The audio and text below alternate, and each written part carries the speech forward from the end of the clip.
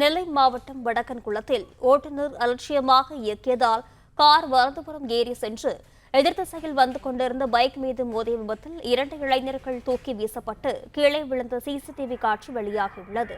இது குறித்தான விவரங்களுடன் செய்தியாளர் பாலாஜி இணைப்பில் இருக்கிறார். வணக்கம் பாலாஜி, விவரங்கள்.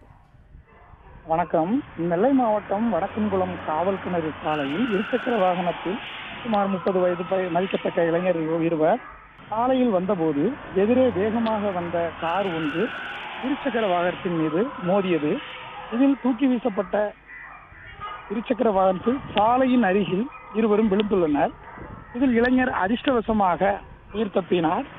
இவ்விபத்து குறித்து பனகுடி போலீசார் விசாரணை செய்து வருகின்றனர். கார் ஓட்டுநரின் கவனக்குறைவும் வேகமும் மேலும் சாலையில் வளைவு ஒன்று இருந்ததாலுமே இந்த விபத்து நடந்ததாக பனகுடி காவல்துறையினர் தகவல் தெரிவித்துள்ளனர்.